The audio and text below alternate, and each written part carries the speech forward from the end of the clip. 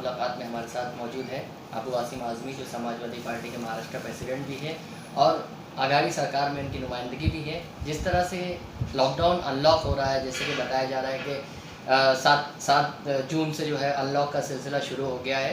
बकरीद भी अनकरीब है, ईद उल अज़हा जिसे कहा जाता है, ईद कुर्बा, जिसमें मुसलमानों को पिछले साल काफ़ी परेशानियों का सामना करना पड़ा था। मुसलमानों ने जो है अपने मजहबी अरकान से भी महरूमी का एहसास किया था। बम्बई शहर में बहुत ज़्यादा सख्ती बरती गई थी। तो ऐसी सूरत में इस मरतबा भी जो है बकरीद करीब है और देवनार मंडी में ऐसा कोई नज़्म नहीं किया गया है कि देवनार में जो है वो जानवर लाकर फ़रोख्त किए जा सकते हैं। तो इस सिलसिले में आपके क्या कहना है? नहीं, देखिए ऐसा है ना कि कोरोना जो बीमारी चल रही है जी, इसका जो तजर्बा है, जो एक्सपर्ट्स लोग कहते हैं कि लोगों को भीड़ में नहीं जाना चाहिए। सोशल डिस्टेंसिंग, हाथ नहीं मिलाना, मास्क पहनना, और एक तरफ हमारा त्यौहार भी है। जी, लेकिन अगर ये खुल जाएगा तो कोई मानने वाला नहीं है। बिल्कुल। सब वहाँ आएंगे, बारिश भी हो रही है। और पिछली बार ये तजर्बा हुआ कि जब अनलॉक हो गया और ये सब ट्रेनें वगैरह शुरू हुई जी, तो फिर बीमारी बढ़ गई। तो सरकार बड़ा फूक फूक के कदम लगा रही है।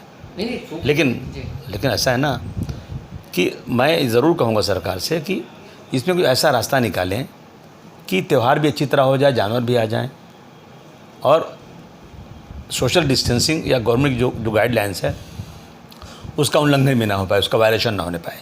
ज़रूरी है ये।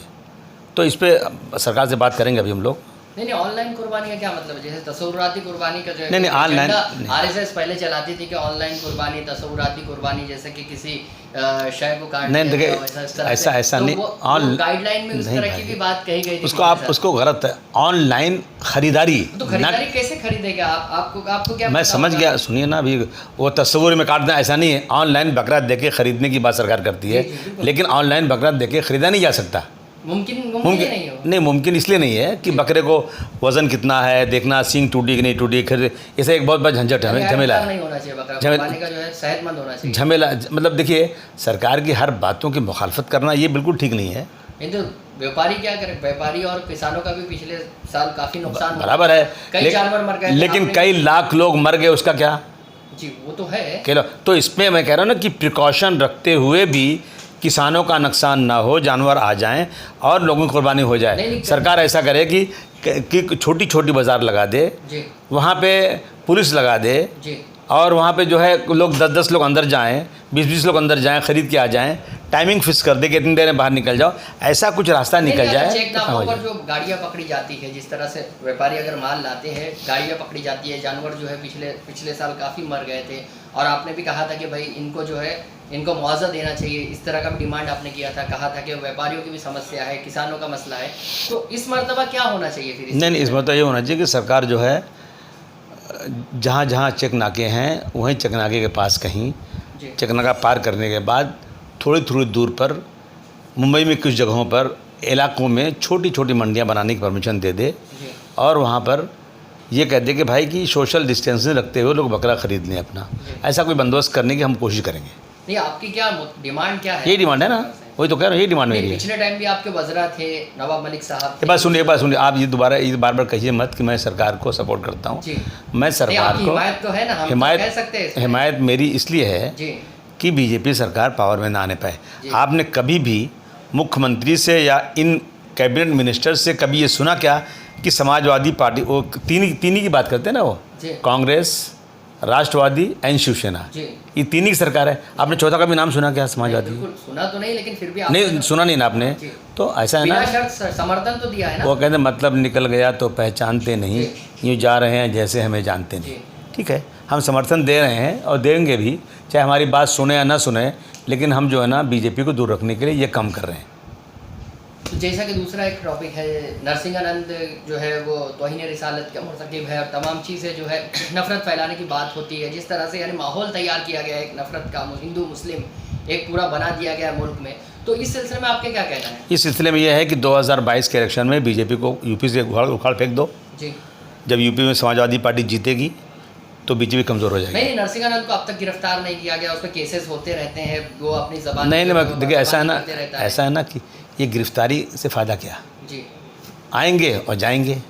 आप देखा है आपने गिरफ्तारी, जी। गिरफ्तारी तो ऐसी होना चाहिए कि 5 साल तक जेल से बाहर ना रह पाए। यूएपीए वगैरह और दूसरे केसेस में क्यों नहीं लगाया जाए? नहीं, नहीं गैर कानूनी सरगर्मियां है ना, इस पे भी गैर कानूनी सरगर्मियां होना चाहिए, यूएपीए लगाना चाहिए, उस पे नहीं एनएसए लगाया जाना चाहिए। मैंने कहा ना कि बीजेपी जाएगी तो लगेगा। जी।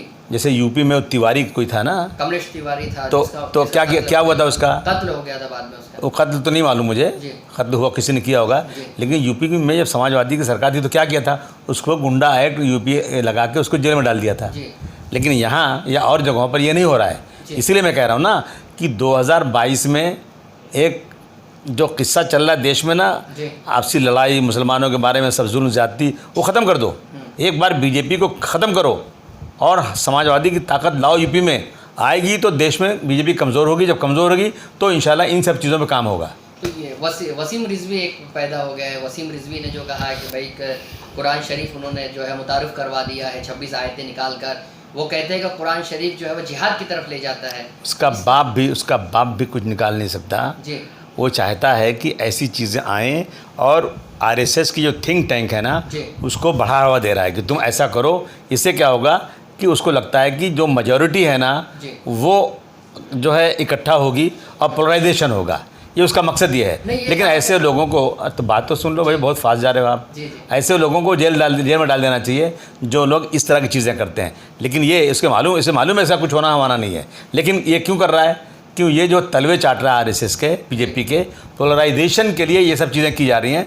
लेकिन मेरा कहना है कि एक ऐसा कानून बनना चाहिए कि जो भी देश के अंदर धार्मिक बड़े बड़े लोग हैं, धार्मिक या जो बड़े बड़े जिनका नाम चलता है, जैसे जो पॉलिटिकल लोग जो थे, जैसे डॉक्टर भीमराव अंबेडकर साहब, शिवाजी महाराज, मौलाना अबुल कलाम आज़ाद, ये इस तरह के जो लोग, हुजूर सल्लल्लाहु अलैहि वसल्लम जो हमारे प्रॉफिट, जिस तरह से उनके देवी देवता, इन सब के ख़िलाफ़ एक लफ्ज़ भी कोई बोलता है ना तो उससे सीधा जो है मकोका महाराष्ट्र में है ऐसा कानून में कि 2 साल 3 साल तक इनकी ज़मानत ना होने पाए। ये एक लॉ बन जाना चाहिए। रिस्पेक्टेड लोगों के ख़िलाफ़ ये नहीं होना चाहिए। देखिए जैसे महाराष्ट्र में शिवाजी महाराज की वालिदा के नाम पे एक जेम्स लेन ने लिखा था नावल, तो वो जाके शिवसैनिक लोगों ने तोड़ा, उसकी पूरा जला डाला लाइब्रेरी को।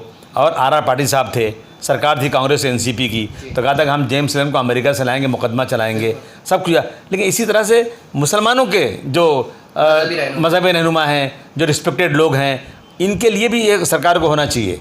लेकिन सरकारें जो है ना मुसलमानों की अहमियत नहीं दे रही हैं। तो क्या आपको लगता है दोहरा रवैया इख्तियार किया जाता है? नहीं लगता, मुझे नहीं लगता है। ये तो ओपन है। अच्छा, ये आप सबको मालूम है कि मुसलमानों के साथ दोहरा रवैया। और आपने देखा नहीं, अभी उन्होंने कह दिया, अब चले गए लक्षद्वीप में, वहाँ जाकर के मुस्लिम, जहाँ 97% मुस्लिम है, वहाँ शराब अलाउ कर दिया। अरे गांधी जी की सरजमीन पर रहने वाला ये कमीना इंसान, उसको शर्म नहीं आती कि गांधी जी जहाँ पैदा हुए थे उस स्टेट में शराबबंदी हो गई। मुसलमान को शराब हराम है और उसी स्टेट का एक आदमी को जिम्मेदारी मिलती है, तो जहाँ शराबबंदी थी वहाँ शराब चालू करता है। तो ये सब चीज़ें हैं ना देश के अंदर, इसकी ये जानबूझ के हो रहा है। नहीं, ऐसा इसने जो है वसीम रिजवी ने वज़ीर आज़म को भी ख़त लिखा है कि भाई हमारा कुरान जो मदरसों में पढ़ाया जाए, हमने जो 26 आयतें निकाल कर कुरान जो मुतारिफ़ कराया है नया। तो इस सिलसिले में आपके क्या कहना है कि 22 करोड़ मुसलमानों के जज्बात को मजबूर किया जा रहा है? अगर वो किसी अरब कंट्रीज़ में होता, किसी मुस्लिम कंट्री में होता, तो कब का फांसी के फंदे पर चढ़ा कर उसकी लाश भी गल गई होती अब तक। वो जो हिंदुस्तान में, भारतवर्ष में आरएसएस बीजेपी के इशारे पे कर रहा है ना, वो समझे कि ये बहुत गलत कर रहा है। देखिए कभी कोई जोशीला इंसान उठेगा, कुछ उल्टा सीधा कर देगा, तो ये सब चीज़ें ठीक नहीं हैं। और ये चाहता है ये चीज़ें हो। अभी हज का भी सीज़न है, जो हज की मिनिस्ट्री जो है वो 1-2 दिन में शायद ऐलान कर ले, तो हिंदुस्तानी आज़मीन भी बहुत कम तादाद में, यानी 1000-2000 की तादाद में जाएंगे। तो इस सिलसिले में आपके क्या पैगाम है? नहीं, पैगाम ये भाई दुआ करो सबसे पहले कि ये कोविड ख़त्म हो जाए जी, और सऊदी की हुकूमत जो भी डिसीजन लेगी हम उनके साथ रहना चाहिए। कोविड ख़त्म हो जाए, जैसे पहले आज़ादी थी जाने आने की, वो शुरू हो जाए। ये हम सब दुआ करना चाहिए मिल सके, ताकि सब लोग जो जाना चाहते हैं वो जा सकें।